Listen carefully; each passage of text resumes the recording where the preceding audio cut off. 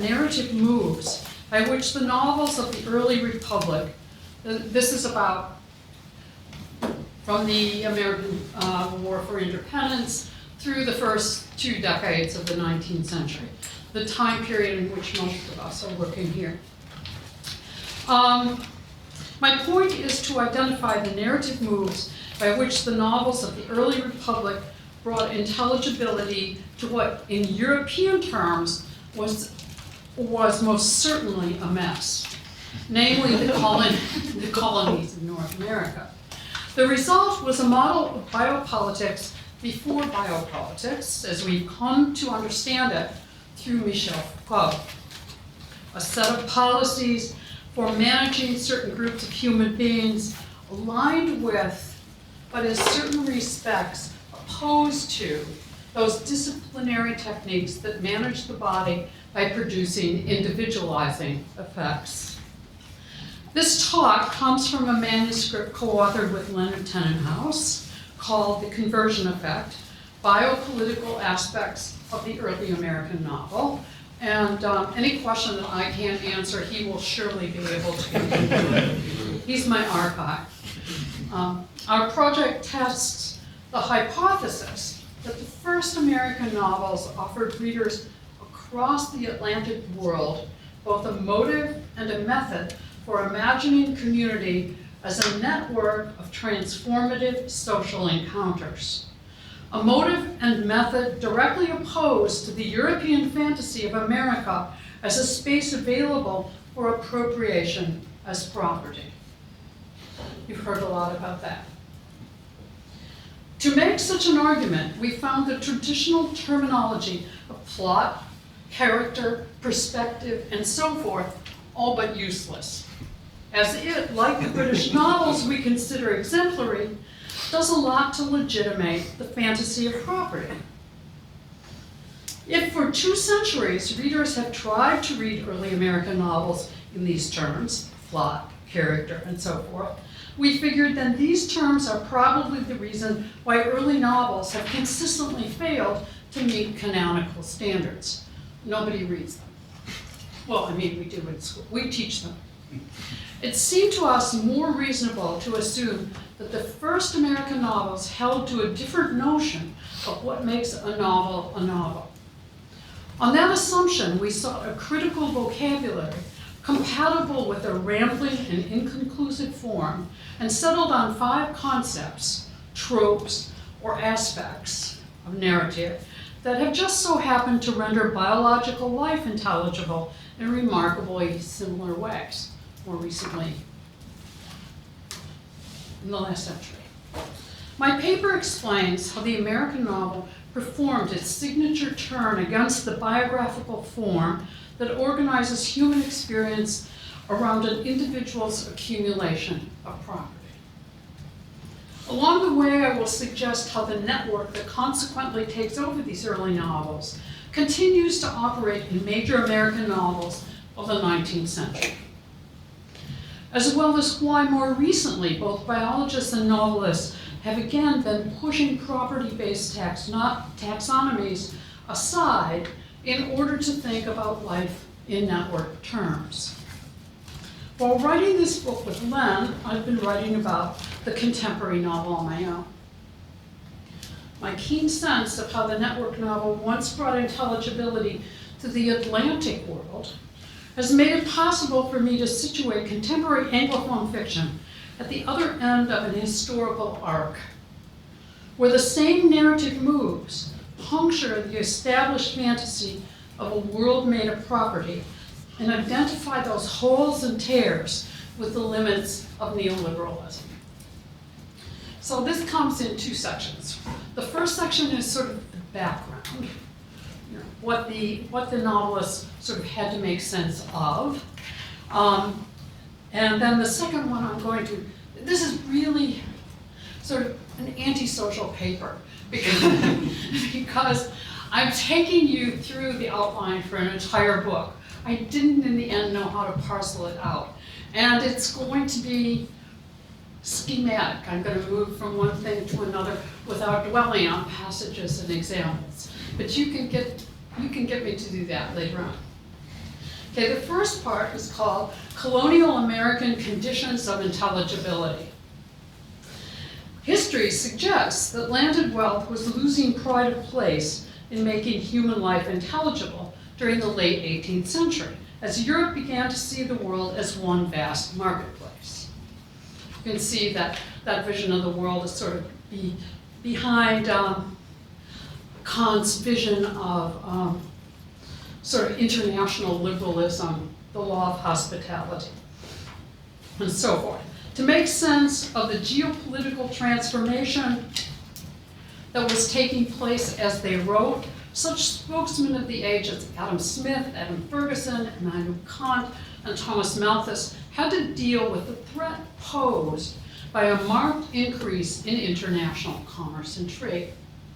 Where material wealth had been attached to land and position, it now seemed on the move and subject to untold substitutions as it crossed borders and passed into other hands.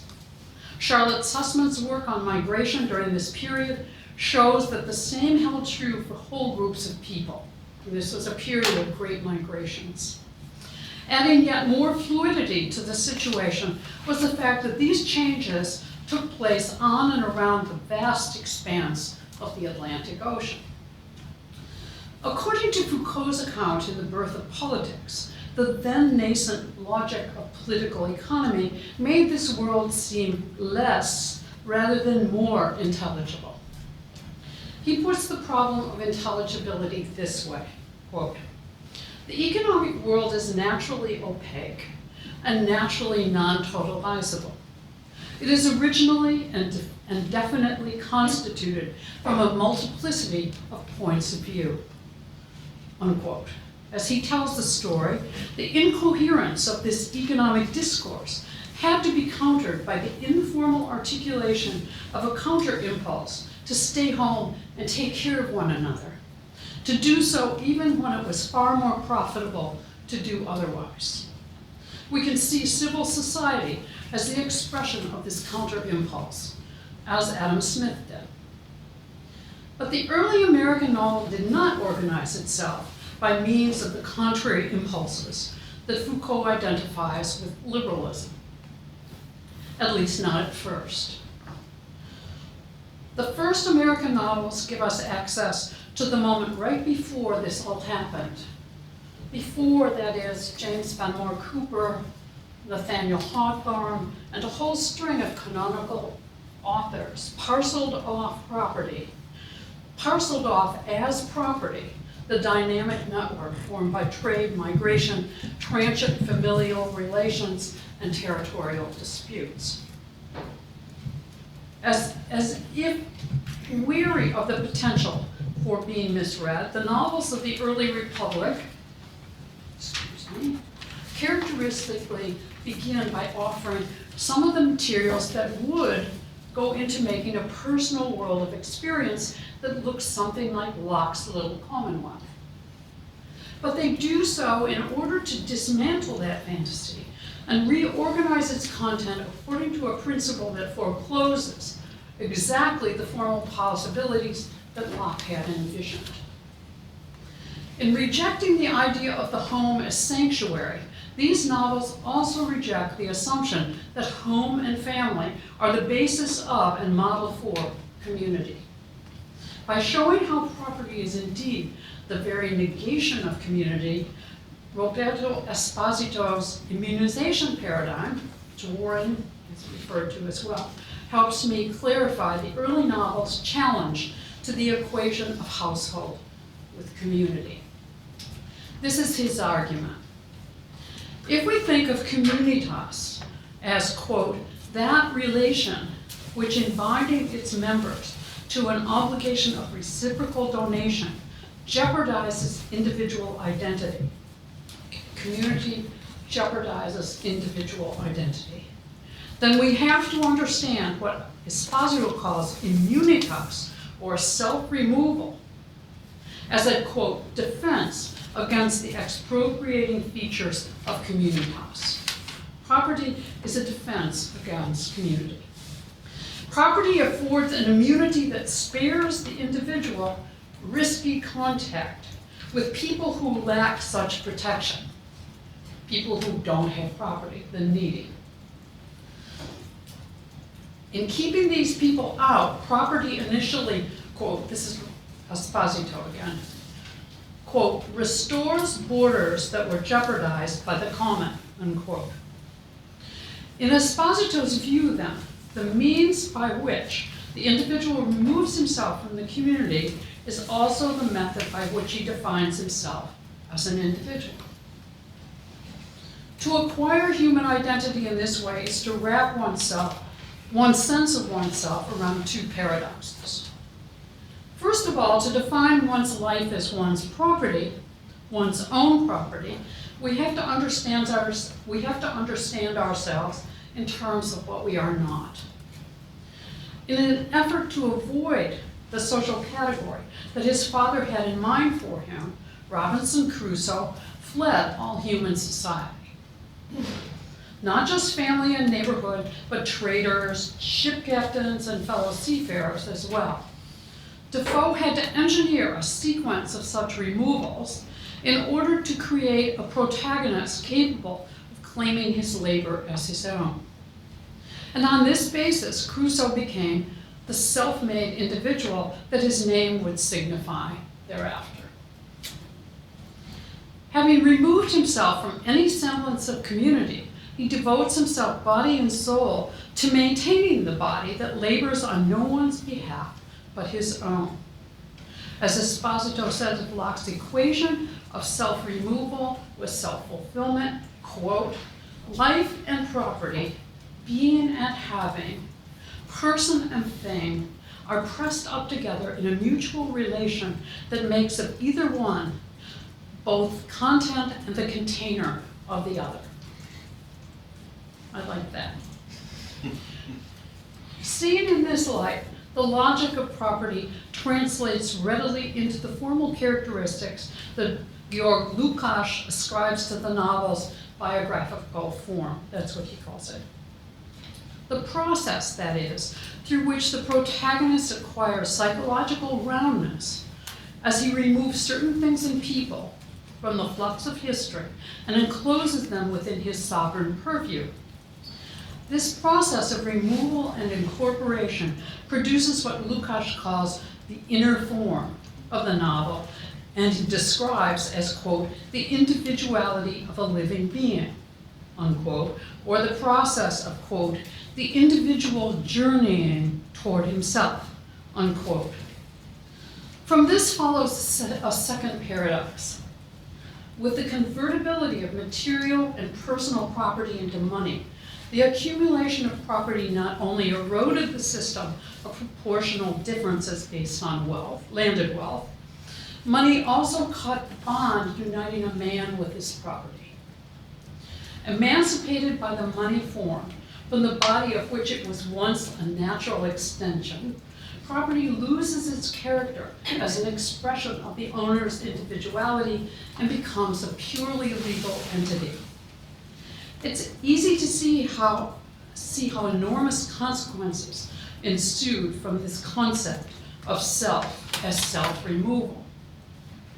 When naturalized and circulated by the novel, this way of assessing the value of human life transformed the notion of freedom from a positive right, or freedom for, to the more modern notion of freedom as a negative right, or freedom from encroachment on one's right to maintain and increase oneself and property. What are Jane Austen's heroines but Crusoes of the Manor House, earning themselves a place in feminist historiography by claiming an unprecedented right to say no? Shades of Nancy Reagan. Here, modern liberty emerges, again in Esposito's words, as, quote, that which ensures the individual against the interference of others through voluntary subordination to a more powerful order that guarantees it, subordination to the law. Austen's heroines willingly accept the hand of men whom they have willfully rejected. They are free, in other words, only to define themselves by their hesitations and minor deviations within a process that guarantees their reproductive suitability. Rather than individuals like Austin's, somewhat at odds with themselves and thus not only rounded and self-enclosed, but also more like than different from one another, the early American novel favors patently flat and discontinuous characters, rather like Dickens's characters. Such characters can combine and recombine with others, each altering his or her possibilities for becoming someone, becoming a person in the process. Obviously, a narrative that behaves in this way cannot yield a consistent central character. This holds true for The Algerine Captive, a novel in the tradition of the Barbary captivity narrative, and Brockton Brown's Arthur Mervyn, a disjointed Bildungsroman, as well as Hannah Webster's The Coquette, a seduction novel. And I would say those are the three main subgenres of novel that one finds during this period, the early Republic, that I'm talking about. When we focus on the links between inconstant characters, however, we find that a pattern nevertheless repeats itself from novel to novel. In other words, this formlessness or this disruption of the biographical form does not produce formlessness. A broken home, an infusion of strangers, seduced daughters, and wayward sons, such routine failures of traditional kinship eliminate all possibility of self-enclosure and community through reproduction. The material of household and family is caught up in a dynamic network, both immanent in and in excess of the pathways of a complex political economic force field. The signature event of the early novel amounts to a definitive refusal to materialize the European fantasy of America as property.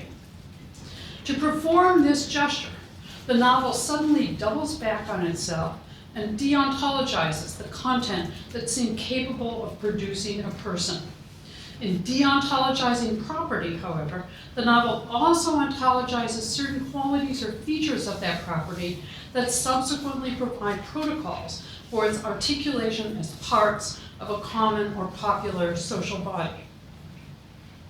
To say that a new form of community comes into being through this event is both to understate and to overstate what actually happens in and to the novel. Such events don't lay bare the nascent logic of political economy, some early form of capitalism, nor do they reveal the operations of the reproductive imperative. Rather, they expose social machinery that seems to organize life independent of property. It's an alternative to the model that Warren so elegantly elaborated. I may be overstating the importance of this event by underplaying the degree to which the emergent social principle needs economic forces and wayward desire to break down property-based affiliations and set those materials in motion. But I would be definitely underestimating the part of this principle plays in forming a novel if I did not stress the irreversibility of its effect. Rather than repair the community by allowing a new household to replace an old one, the breakdown of home and family in these novels leads instead to unorthodox and failed relationships that participate in an ongoing social experiment. Well, how do we organize people? If neither economic necessity, aka realism, nor romance can account for the agency at work in these novels, how do we explain it?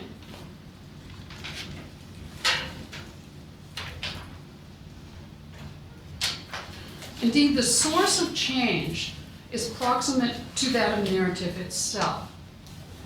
The vitality created or expended as novelists connected one thing to another in an effort to make sense of the radical mix of people and things that converged at this particular corner of the Atlantic world. On that note, let me describe the specific moves comprising the narrative logic that worked on behalf of forms of collective affectivity and affiliation that deviated from the canonical standard. So this is the second half of the paper. And it's called the Biopolitical Terms of American Fiction. The first one is dispersal. Dispersal had to be the first of the 5 aspects, narrative moves or conceptual tropes we propose, because it is the first move these novels used in countering Locke's Boolean assertion that America offered ideal conditions for imagining a world turned endlessly and only into property. The term dispersal describes a way of forming social relations that works against continuity, unity, and fixity. Advancing at the cost of disrupting one household after another, the story of Charles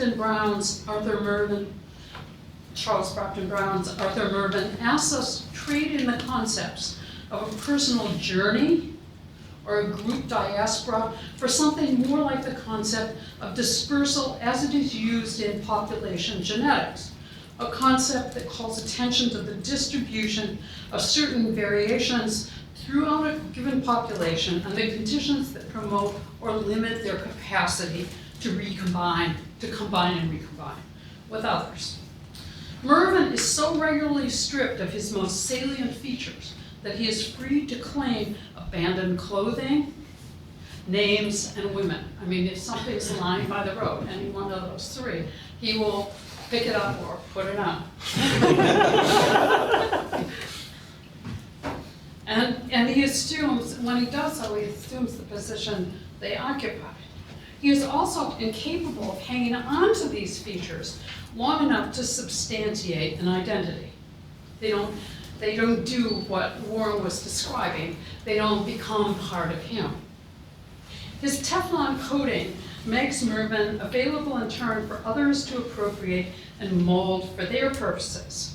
It's not that hard to imagine what this level of plasticity does to the biographical form of the novel, as I'll suggest in describing the second term in our critical vocabulary, population. Protagonists who manifest this characteristic, Mervyn's characteristics, create a path of wreckage. Old selves, old relationships, old households, as they encounter new ones. The loss of individual coherence at the level of plot always reverberates at the level of narration. And this is a good way to illustrate it for you. Forcing the narrator to abandon his or her perspective to a very different one from which the story then continues disjunctively. Originally published in 1782, Letters from an American Farmer by J. Hector St. John de Crèvecoeur is somewhat off the beaten path for a study of the early American novel. The 1783 edition in English has been read so widely and fits our model of the early American novel, so neatly that we decided to use it to illustrate why narration characteristically breaks down in the novels at hand and what it takes to restore intelligibility once this happens. In an early letter, Crèvecoeur's fictional letter writer rolls out his Lockean credentials, beginning with an account of how his father worked American soil into the farm on which, quote, in return is founded our rank, our freedom, our power as citizens, our importance as inhabitants of such a district, unquote. Between his second to last and his final letter, Farmer James suddenly ceases to be that individual and instead becomes part of a, quote, convulsed and half-dissolved society that recalls both Hobbes's headless multitude and Milton's No, seriously, that's the language he uses. No longer set apart as his property, he speaks as his own property.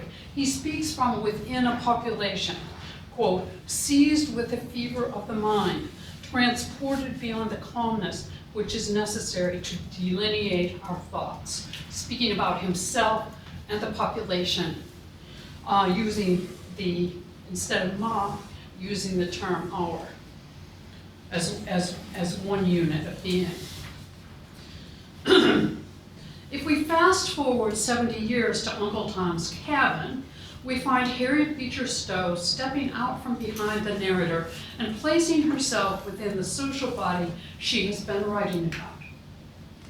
This move converts the local misery created by the treatment of certain people as property into a problem of international magnitude. As Stowe proclaims in the overtly polemic conclusion to the novel, quote, a mighty revolution is abroad, surging and heaving the world as with an earthquake, unquote. Like Crèvecoeur, she brings political conflict to life as the throes of a body in the late stages of a disease, unquote. Every nation that carries in its bosom great and unredressed injustice has in itself the element of this last convulsion, unquote. Our third trope, term, aspect, and we're sort of playing with Forster's aspects of the novel, screwing around with his 5 aspects and turning them against themselves. Conversion. We settled on conversion as a good way of conceptualizing the signature event of the early American novel. By this I mean a cluster of narrative moves that overturn the principle of contractual exchange that bind people to their property, so that social relations proceed on another basis. This event occurs as energy wells up from some biological substratum, sort of implied, and transforms many otherwise independent and politically inconsequential forms of resistance into symptoms of a single frenzied or convulsing body. The question of how such resistance becomes capable of obliterating boundaries and leveling hierarchies is not the same as asking what makes passive resistance begin to turn into effective political action. You know, the old oppositional notion of resistance where you're oppressed and you rise. That's not what I'm dealing with here. So I'm interested in how all sorts of little resistances become something qualitatively different.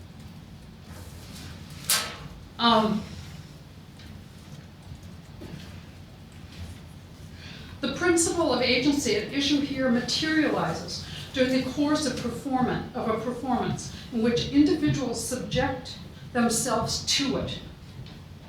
They possess that power only to the degree that they are possessed by it.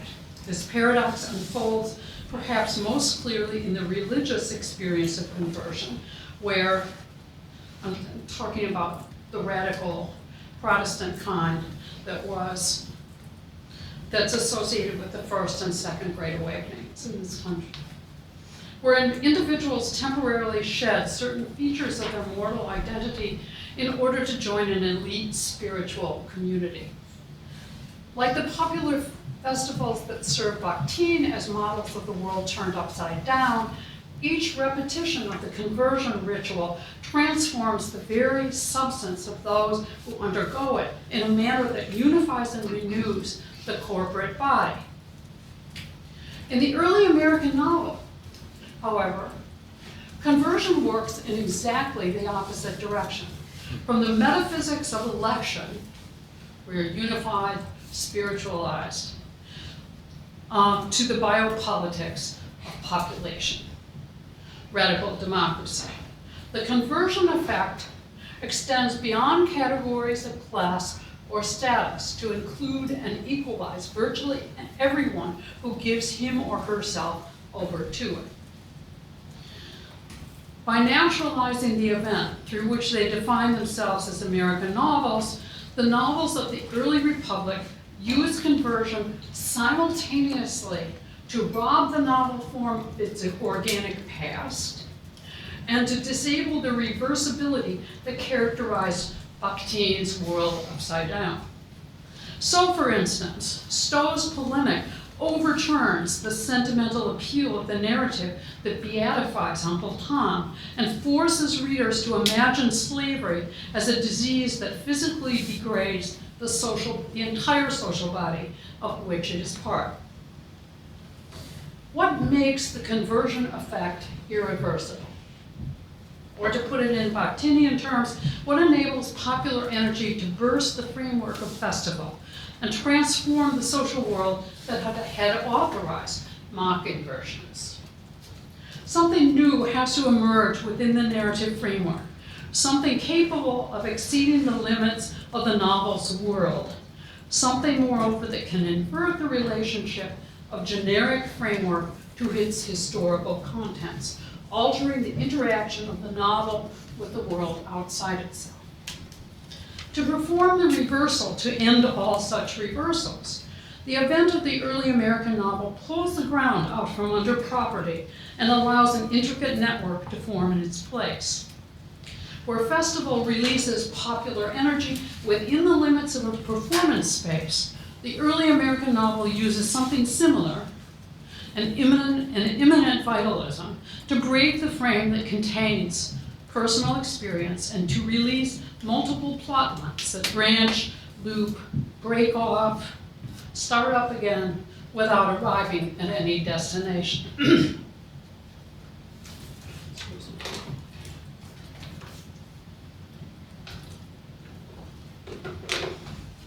The network that emerges within the novel didn't stop there, but moved other novelists to push the envelope of good form in much the same way. The conversion effect worked not only within the novel, but it works from novel to novel. Hugs is our next term. Any self-organizing form worth its salt inevitably raises the question of whether it can maintain the practical features of that organization over time. Is any kind of revolution durable? Can it institutionalize itself? At least two problems gnaw away at most attempts to answer this question. First and most fundamentally, there is the instability of any system whose only inalienable property happens to be an obstinate resistance to becoming property.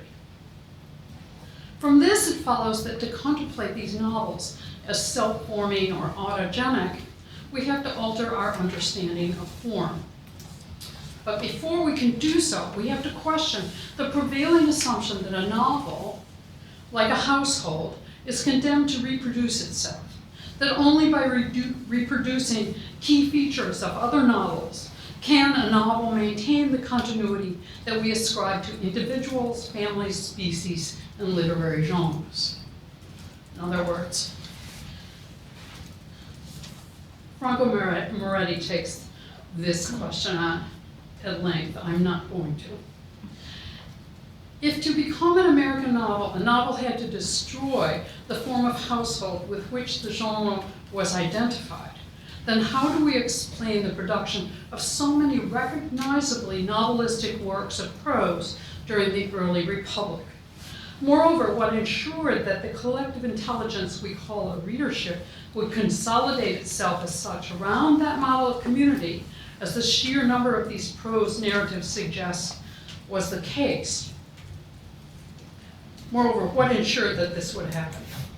Compounding the violence that makes it possible for the novel to reorganize its material is the equally vexing problem that any system of social relations is exclusionary in its own distinctive way.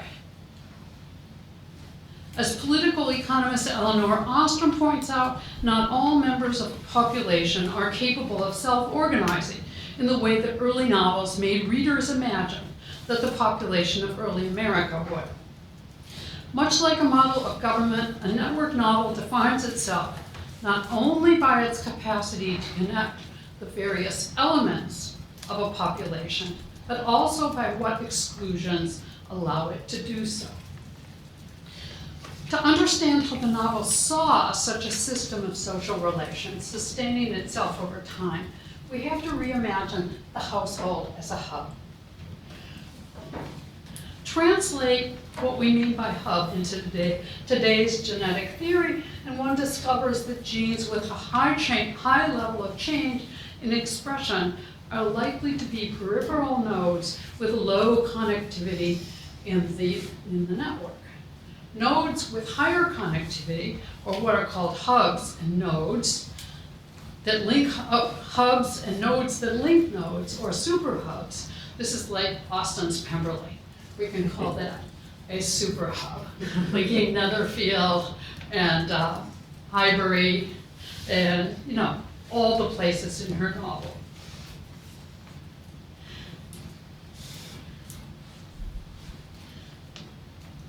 Once we think of a household as a hub or relay station, rather than an enclosure, we can see why a household would completely defeat its purpose and so die out were it to prevent strangers from passing through. On the other hand, indiscriminate mingling is more likely to occur at the periphery of a network and would keep the household, and by implication, the novel, from developing an enduring identity, which is what happened to this early novel. Enter the seduction story, perhaps the most popular narrative form during this period. Key to the success of Anglo-American seduction stories throughout the antebellum period is their ability to convert the heroine into an unanchored and permeable body no longer eligible for a reproductive role as wife.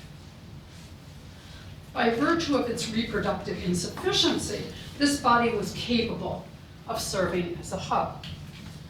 Rather than exclude these women, as the English novel generally does, the American novel lets them hang around so long as their permeability provides the means of connecting otherwise unrelated individuals.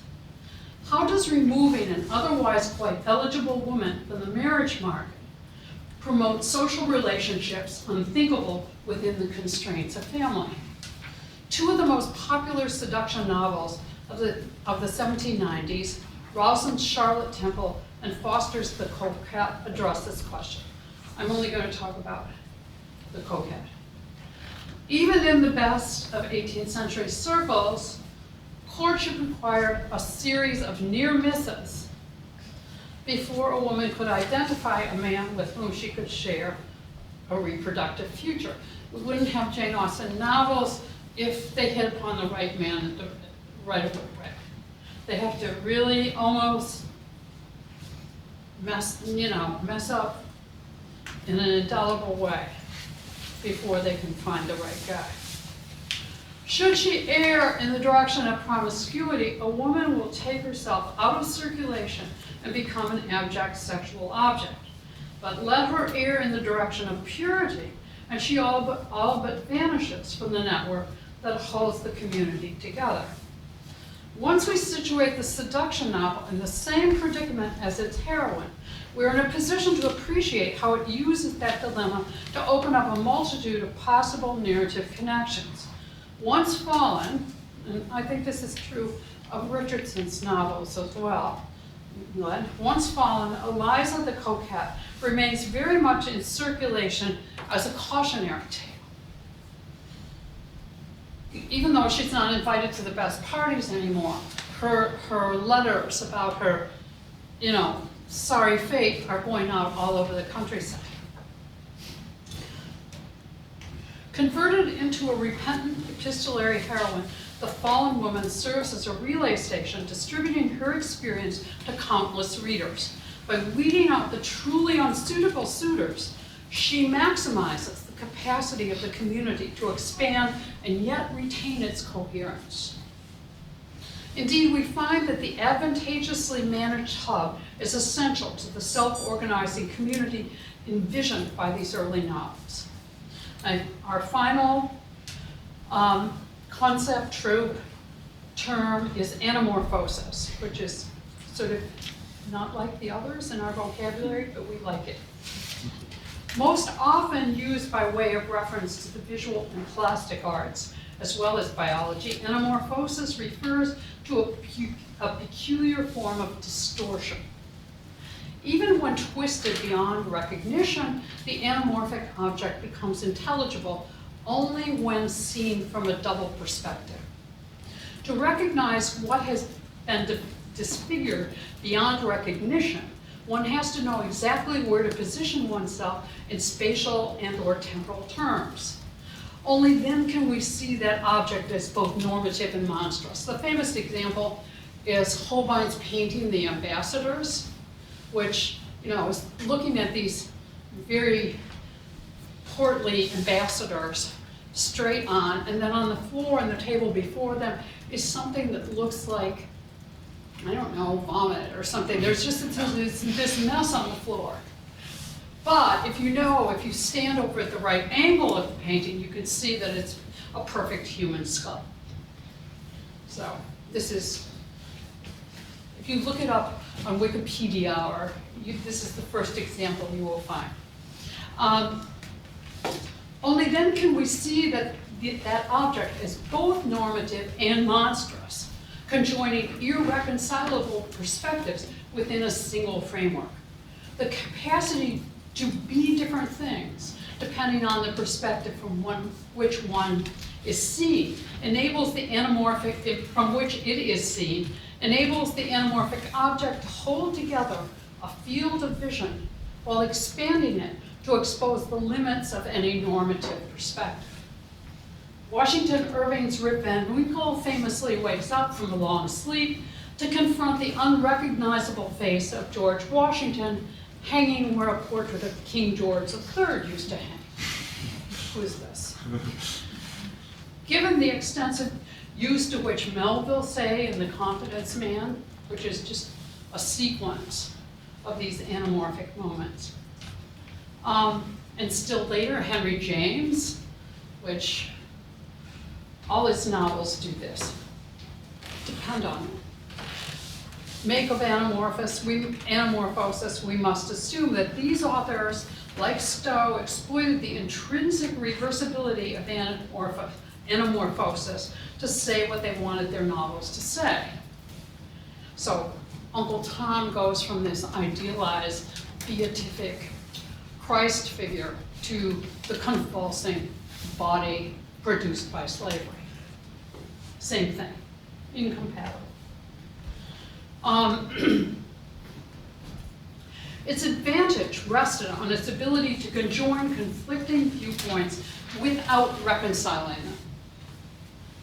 This made it possible for novels to assemble a differential system that includes numerous concepts of the whole in which they play a part, concepts that contradict one another. The hinge that allows what is familiar, even commonplace, in one such hue to appear hideously deformed in another also allows an obtuse view to erupt within the normative framework without deracinating either. Anamorphosis was therefore capable of providing readers scattered throughout the Atlantic world with a differential system that resisted unity, as well as a clear indication of the position from within that system from which a given novel was addressing them. By way of conclusion, it's not long.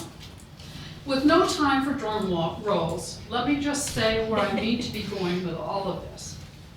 My co-author and I blame the relative neglect of the early American novel on a canonical standard first established by Sir Walter Scott's Lives of the Novelists, 1821-24 through 24, and then promulgated over a century later by the likes of E.M. Forster's Aspects of the Novel, F.R. Leavis's The Great Tradition, and Ian Watt's The Rise of the Novel, as well as the many attempts by American critics to formulate a national tradition that mistook the English version of the novel with the novel itself, making it the center of a system that really had no center at all.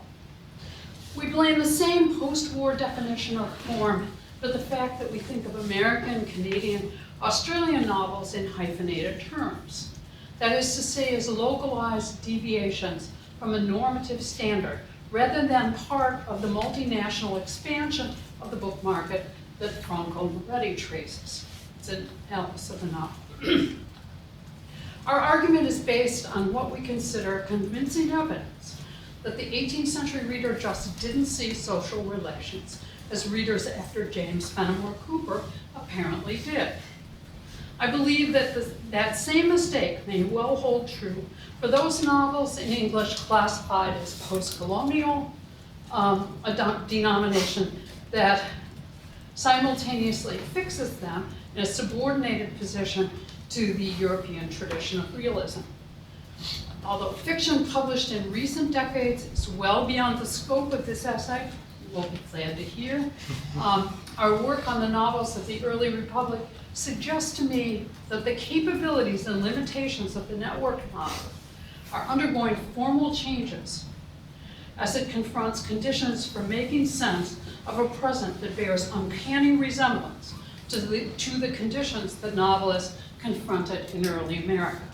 An accelerated erosion of local differences and their reappearance in new technological conflations of people, goods, and information. If forced to generalize prematurely, I would say that a new network novel is presently emerging from the cocoon of an outmoded modernism. Thank you.